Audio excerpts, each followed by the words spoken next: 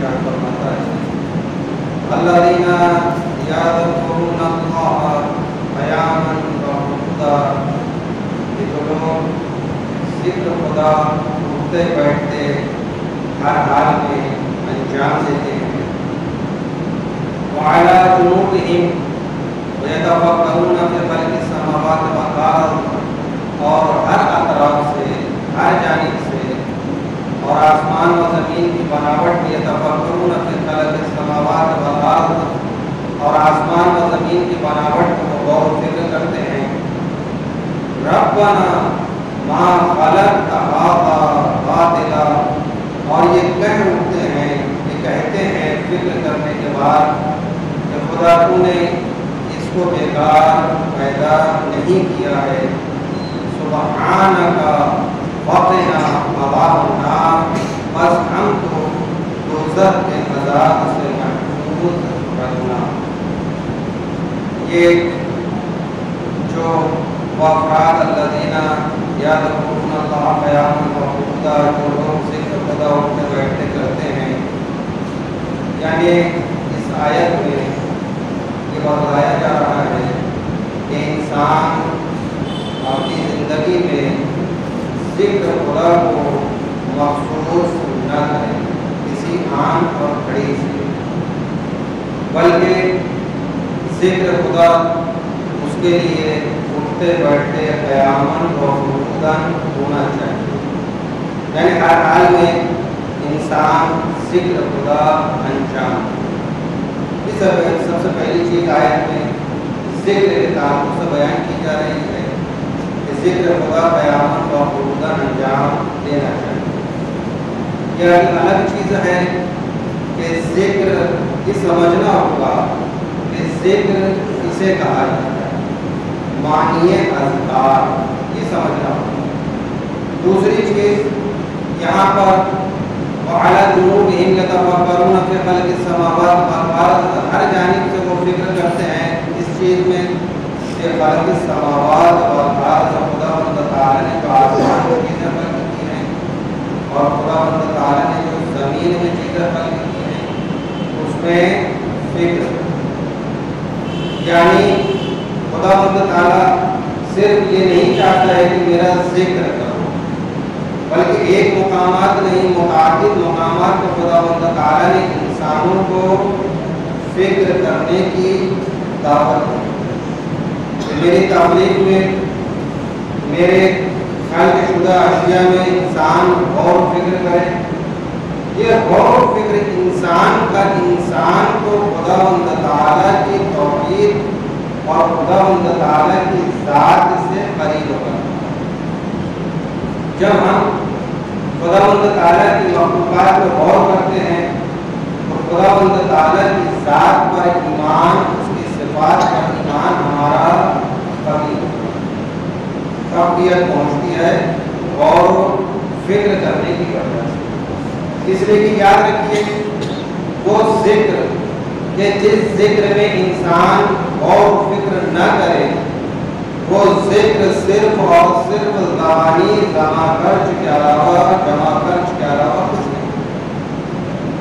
خداوند تعالیٰ چاہتا ہے کہ ذکر کا تعلق کی جو زبان سے ہے وہ صرف زبان تک محدود نہ رہتے ہوئے وہ ذکر کا تعلق قلب سے ہونا چاہیے۔ اس لیے کہ کچھ ایسے ذکر ہیں کہ انسان اذکار لفظی کے اعتبار سے انجام دیتا ہے۔ ایک ذکر بہت بلند ذکر کہ جس کی فضیلتیں بہت زیادہ بیان کی گئی ہیں، وہ بلند ذکر یہ ہے کہ انسان تسبیحات اربعہ کا ذکر کرے، استغفار ہر حال میں انجام دے۔ اگر انسان سبحان اللہ والحمد للہ ولا الہ الا اللہ واللہ اکبر کہتا ہے تو یہ ذکر صرف اذکار لفظی کے اعتبار سے ذاکر کی حد تک محدود نہ رہے۔ یہ ذکر زبان سے اس کا تعلق قلب سے ہونا چاہیے، قلب کا تعلق زبان سے ہونا چاہیے۔ کچھ اس طرح سے ذکر کو انجام دے کہ یہ ذکر زبان سے جو انجام پا رہا ہے اسے دل بھی قبول کریں۔ مثلا سبحان اللہ کہتا ہے، یہ سبحان اللہ خداوند تعالیٰ کی پاک اور پاکیزگی کو بیان کیا جا رہا ہے۔ سبحان ہے ذات اللہ تعالیٰ کی، یہ قلبی اعتبار سے اقرار کر کے انسان اگر خدا کی ذات کو سبحان کہتا ہے، یہ ذکر یہ مفید اور کارآمد ثابت ہوتا ہے۔ اس کے بعد سبحان اللہ کا لینے کے بعد الحمدللہ کہتا ہے کہ اللہ کی تعریف، ہم نے اللہ کی تعریف اس ذکر میں بیان کی ہے۔ کیا واقعا زبان کے ساتھ اس اللہ کی تعریف کے لیے دل بھی مائل ہے یا نہیں؟ ہمارا دل بھی قبول کر رہا ہے یا نہیں کہ حمد اس اللہ کی کہ جو تمام عالمین کا خلق کرنے والا ہے، تعریف ہم اس کی کرتے ہیں۔ حمد اس پروردگار کی کہ جس نے مجھے قوت عنایت فرمائی، حمد اس پروردگار کی کہ جس نے مجھے بہترین رزق سے سرفراز فرمایا، حمد اس پروردگار کی کہ جس نے بہترین اولاد مجھے عنایت فرمایا ہے، حمد اس پروردگار کی کہ سکونت کے لیے بہترین محل بہترین مکان مجھے عنایت فرمایا ہے۔ دیکھیے جس کے پاس نہیں ہوتا مقبول افراد کہ جس کے پاس نہیں ہوتا ہے اس سے آپ سوال کریں، جو صاحب اولاد نہیں ہے لیکن کتنے مشتاق ہیں کہ اللہ تعالیٰ انہیں صاحب اولاد کرتے ہیں۔ جن کے پاس مسکن نہیں ہے وہ یہ چاہتے ہیں کہ خداوند تعالیٰ ہمیں بہترین مسکن تو عنایت فرما۔ یہ تو ہماری رجسٹری ہوتی ہے جو گورنمنٹ کے اعتبار سے لکھا جھوکا ہوتا ہے کہ یہ زمین کا رقبہ اتنی زمین کا رقبہ فلانے مقام پر فلانے ایریے میں آپ کا ہے۔ عزیزان گرامی، یہ پوری زمین کسی انسان کی نہیں ہے، یہ خداوند تعالیٰ کی ہے، ہمارا قبضہ ہے اس کے اوپر۔ ہمیں یہ دیکھنا ہوگا کہ یہ ہمارا قبضہ جائز ہے، درست ہے یا نہیں ہے۔ یہ دو جانب سے آپ دیکھ سکتے ہیں۔ عموماً پہلی جانب پہلے طریقے سے انسان مطمئن ہو جاتا ہے، لیکن دوسری جانب اطمینان قلبی انسان حاصل نہیں کر پاتا۔ پہلا جانب یہ پہلی راہ کیا ہے؟ وہ یہ ہے کہ انسان یہ دیکھتا ہے کہ واقعاً میں نے اسے اپنی مالکیت اور ملکیت کے اعتبار سے خریدا ہے، جائز کمائی سے اور اپنی ملکیت کے اعتبار سے خریدا ہے، اس لیے یہ میری زمین ہے۔ یہ پہلی جانب ہے کہ جس جانب سے انسان غور و فکر کر لینے کے بعد انسان مطمئن ہو جاتا ہے۔ لیکن عزیزان گرامی دوسری جانب یہ زمین آپ دوسری جانب بڑی شدت کے ساتھ انسان اس پر غور و فکر کرنی چاہیے کہ واقعا حق ادا ہو رہا ہے یا زمین کا نہیں۔ یہ زمین ہماری ہے رقبے کے اعتبار سے، رجسٹری کے اعتبار سے، لکھ لینے کے اعتبار سے، قبضے کے اعتبار سے، ہر جانب گورنمنٹ کے اعتبار سے زمین ہماری ہو چکی ہے۔ کیا واقعا اس زمین کا استعمال ہم درست کر رہے ہیں یا نہیں؟ مثال کے طور پر اگر کوئی شخص کسی کو کوئی ہدیہ دیتا ہے، پریزنٹ دیتا ہے اور یہ شرط لگا دیتا ہے کہ بھائی دیکھو یہ میں کپڑا دے رہا ہوں، میں چاہتا ہوں کہ اس میں آپ نماز پڑھا کریں، ٹھیک ہے، اور آپ نے قبول کر لیا ہدیہ اس شرط کے ساتھ۔ بتلائیے ہدیہ قبول کر لینے کے بعد جو شرط آپ کے ساتھ قبول کی ہے لازم ہے یا نہیں؟ کیا آپ اس لباس میں نماز انجام دے یا نہیں؟ لازم ہے، نماز انجام دینا ہوگا۔ اب اگر کوئی شخص لباس تو پہنتا ہے لیکن اس لباس میں نماز انجام نہیں دیتا ہے تو بتائیے گنہگار ہے نہیں؟ بالکل۔ جو مقصد ہے ہدیہ کرنے والے کا اس مقصد کو آپ فوت کر رہے ہیں، مقصد ختم ہو رہا ہے۔ آپ نے کبھی غور کیا ہے جو زمین جس پر ہم سکونت اختیار کیے ہیں یہ کس سے ہم نے حاصل کیے ہیں؟ آپ کی نگاہ میں کوئی ایک جانب ہوتی ہے کہ فلانے شخص سے ہم نے کہ جو پہلے اس کی ملکیت ہوا کرتی تھی اب ہماری ملکیت ہو چکی ہے ضرور عزیزان گرامی یہ بات درست ہے کیا واقعہ حق کے ملکیت اصلاً اسی کے لیے شامل تھی؟ نہیں عزیزان گرامی، زمین اللہ کی ہے، اب سمجھنا ہوگا یہ زمین میرے پاس ہے تو اس زمین پر حق کے ملکیت کے اعتبار سے خدا بند تعالیٰ کیا چاہتا ہے؟ خدا بند تعالیٰ یہی چاہتا ہے کہ اب ہم اس پر اس زمین پر جب تک سکونت اختیار کیے ہوئے ہیں مخالفت خدا بندی انجام نہ دیں۔ خدا بند تعالیٰ پہلی مخالفت کیا ہے؟ آئیے وہ کیا ہے؟ کیا آپ اس زمین پر سو رہے ہیں؟ جی شرط گزارا، پہلی شرط یہ ہے کہ اللہ تعالیٰ کی میری زمین ہے۔ کون سا ایسا شخص یہ کہتا ہوا نظر آئے کہ بھائی جس زمین پر میں رہتا ہوں وہ اللہ کی زمین نہیں ہے؟ اس لیے کہ ایک شخص امام کی خدمت میں آتا ہے کہ مولا کوئی آیا ایسا راہ حل ہے کہ آپ بتلا دیں کہ میں گناہ انجام دوں اور اللہ تعالیٰ مواخذہ بھی نہ کرے؟ مولا مسکرا کے کہتے ہیں ہاں ہے نا۔ سوال کرنے والا بڑا خوش ہو جاتا ہے، چلو آج مسئلہ حل ہو گیا۔ مولا بولے جلدی رائے حل بیان کیجیے۔ بہت آسان ہے۔ بولے وہ کیا؟ بولے ایک کام یہ کر لے، گناہ کرنا چاہتا ہے خدا بند تعالیٰ کی معصیت کرنا چاہتا ہے، سب سے پہلا کام کر لے کہ خدا بند تعالیٰ کی جو زمین پر سکونت اختیار کیا ہے اس زمین سے اپنے آپ کو جدا کر دے۔ وہ شخص کہتا ہے کہ مولا یہ ممکن ہی نہیں، زمین اس کی ہے، فضا اس کی ہے، ہوا اس کی ہے، غذا اس کی ہے، آپ کہتے ہیں غذا بھی نہ استعمال کروں، آپ کہتے ہیں کہ ہوا بھی استعمال نہ کروں، آپ کہتے ہیں کہ زمین پر بھی نہ رہوں، تو یہ ممکن ہی نہیں ہے۔ ہر امام کہتے ہیں کہ جب یہ کام تیرے لیے امکان پذیر نہیں ہے تو یہ سمجھ لے کہ تو گناہ انجام نہیں دے سکتا۔ یہ اللہ کی زمین، اب جب اس زمین پر ہم رہ رہے ہیں تو رات میں سوتے وقت یہ سوچ کر سوئیے کہ میں اللہ کی زمین پر سو رہا ہوں۔ جب اللہ کی زمین پر سو رہا ہوں تو صبح جب اذان مؤذن دے گا تو یہ فرض ہے، واجب ہے کہ اس اللہ کی زمین سے میں بلند ہو جاؤں، اللہ کی زمین سے میں اٹھ جاؤں، مصلی پر جا کر 2 رکعت نماز انجام دوں۔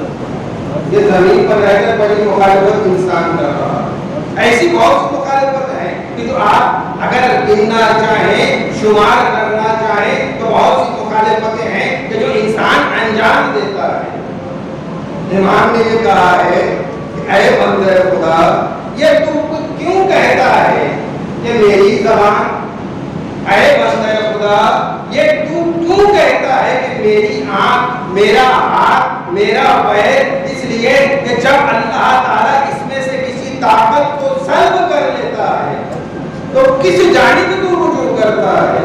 تو بندے نے کہا کہ جب میری آنکھ کی قوت، میری آنکھ کی روشنی کم ہو جاتی ہے تو میں اللہ تعالیٰ سے روشنی طلب کرتا ہوں۔ تو امام فرماتے ہیں کہ تو کیوں نہیں خدا بند تعالیٰ کی امانتوں کی حفاظت کرتا ہے؟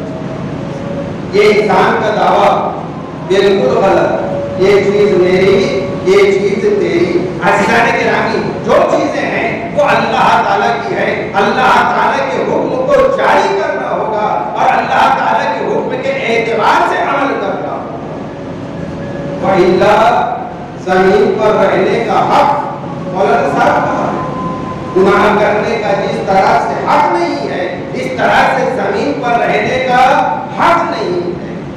انسان یہ برابر اور فکر کرے تو ہمیں چاہیے کہ جو ذکر کریں اور فکر کریں، ذکر اور فکر دونوں صرف لسانی اعتبار سے نہ ہو، قلبی اعتبار سے۔ ہمارا ذکر قلبی اعتبار سے، یعنی وہ قلب جب ذکر کرے زبان تو قلب اس کی تصدیق کرے، قلب اس کا اقرار کرے اور قلب اس کو مان کر اس پر عمل کرنے کے لیے آمادہ ہو جائے۔ قلبی اعتبار سے جب انسان عمل کے لیے آمادہ ہو جاتا ہے تو فرشتے بھی خوش ہوتے ہیں، اللہ بھی خوش ہوتا ہے، محمد و آل محمد بھی خوش ہوتے ہیں اور اس پر ثواب لکھا جاتا ہے۔ یہ ذکر ہے. یہ ذکر کے تعلق سے حضرت علی علیہ السلام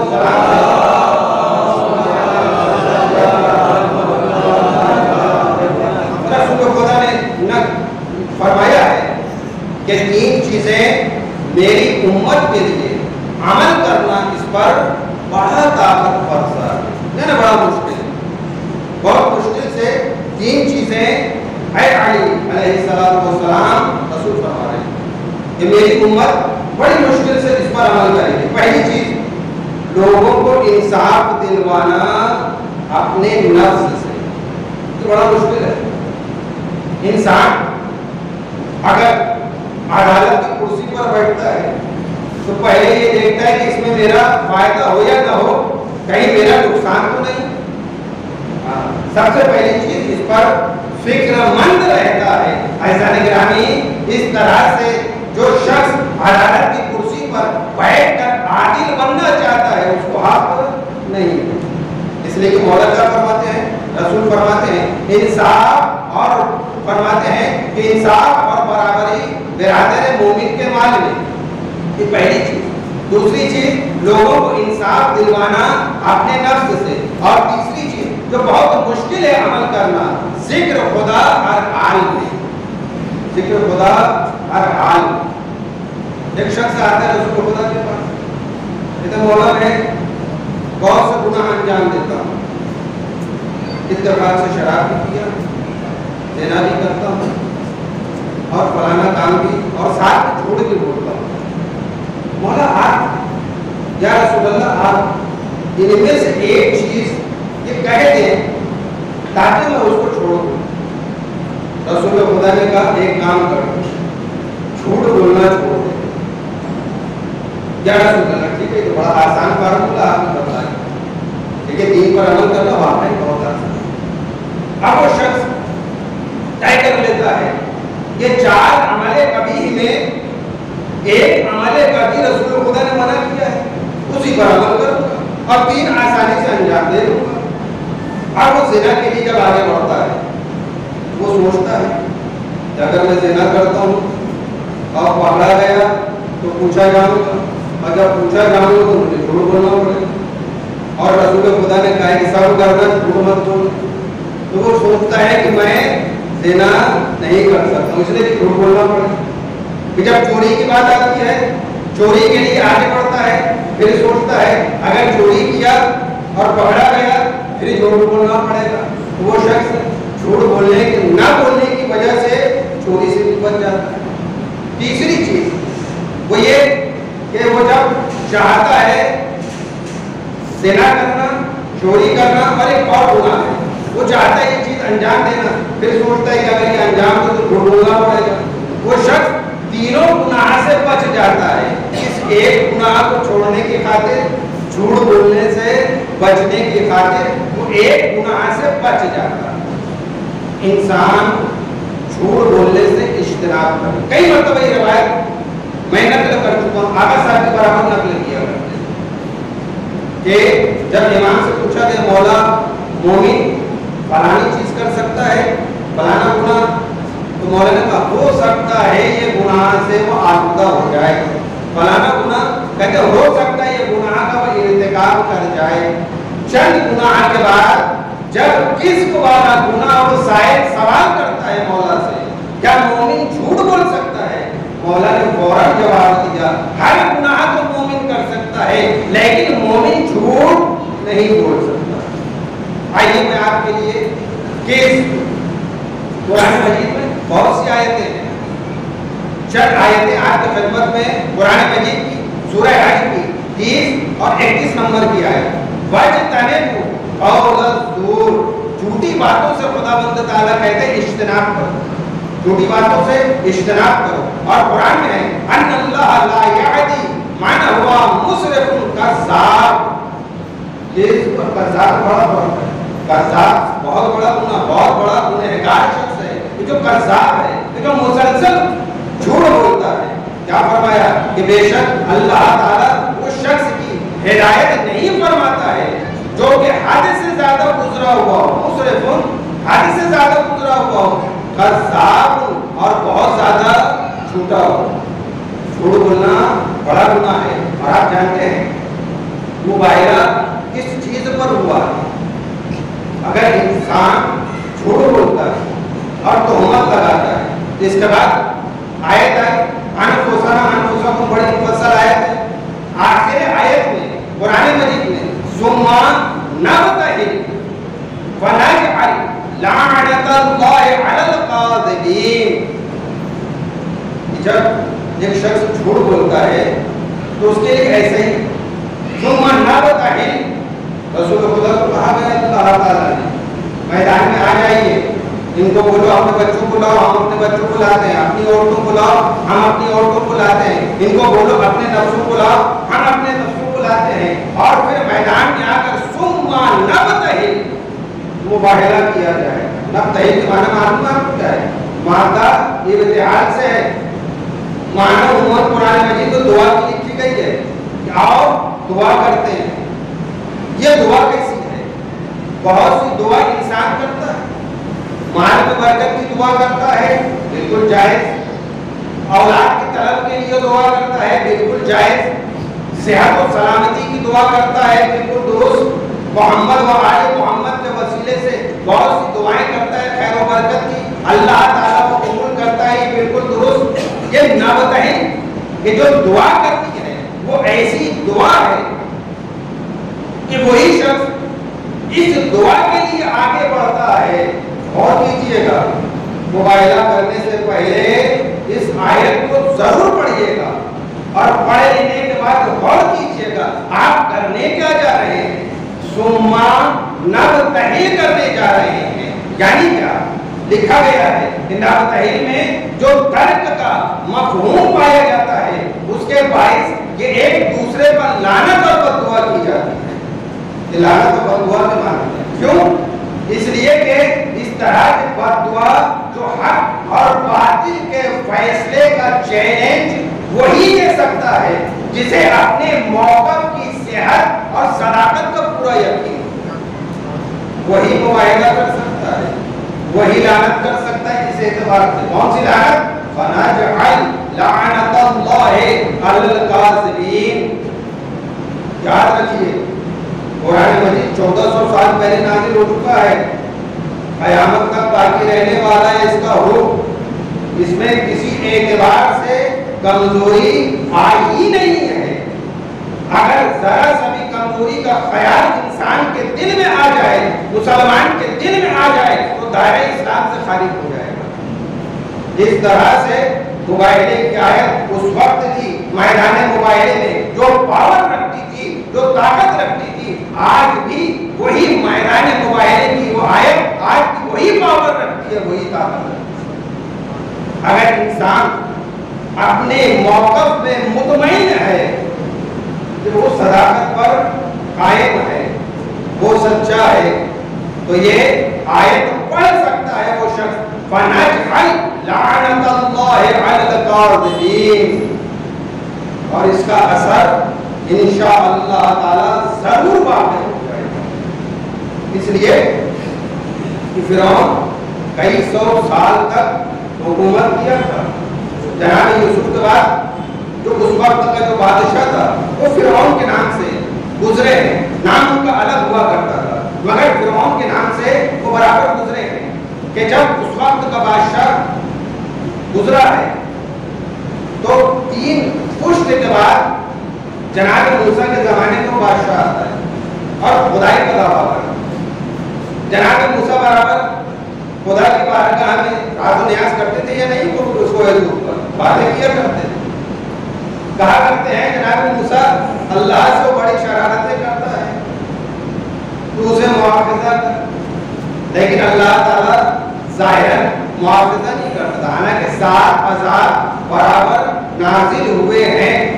ہر عذاب کے بعد فرعون جناب موسیٰ سے دست بستہ جو گزارش کرتا تھا کہ اب میں ایمان لا لوں گا، اللہ سے دعا کیجیے یہ عذاب بڑھ جائے۔ مینڈک کا عذاب آیا، ہر چیز میں مینڈک، خون کا عذاب آیا، ہر چیز میں خون، لیکن انسان ہے یہ کیسا انسان ہے، غور کیجیے کہ ہر چیز کو دیکھ لینے کے بعد، عذاب الہی کو دیکھ لینے کے بعد بھی ایمان نہیں لایا۔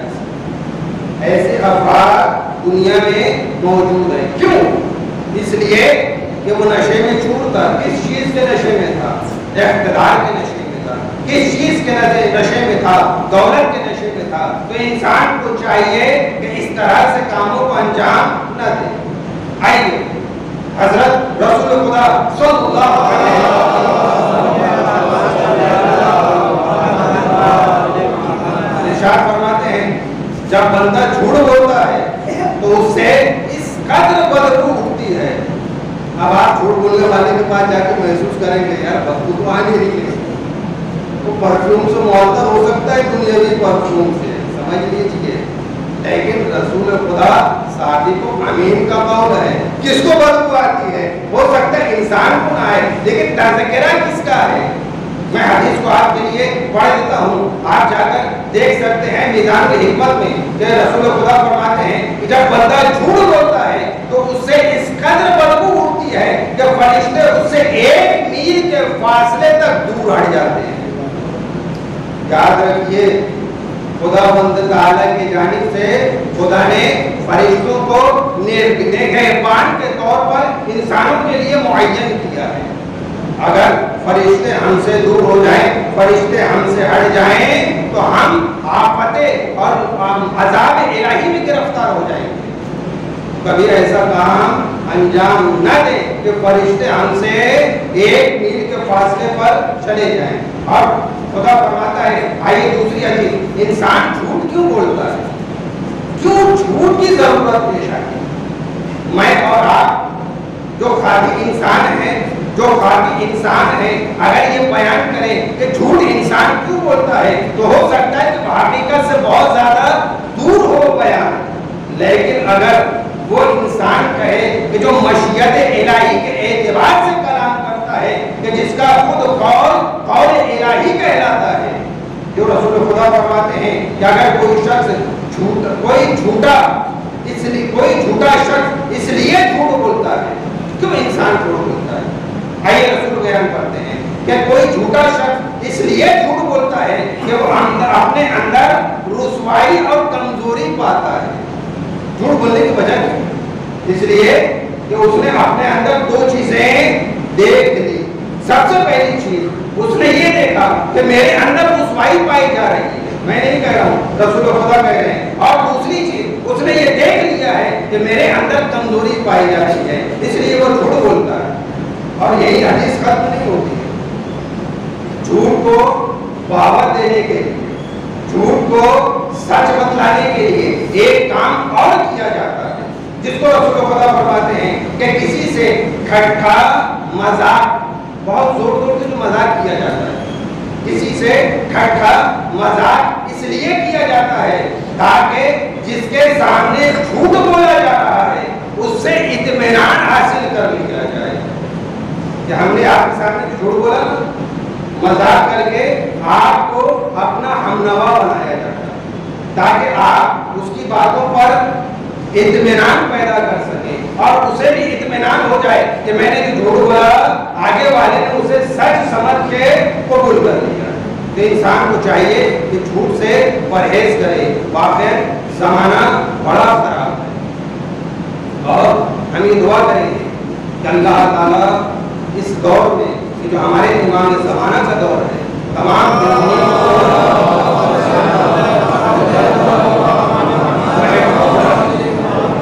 एक हदीस, ज़माना बड़ा खराब आने वाला है। सियासी एतबार से आप गौर कर रहे हैं,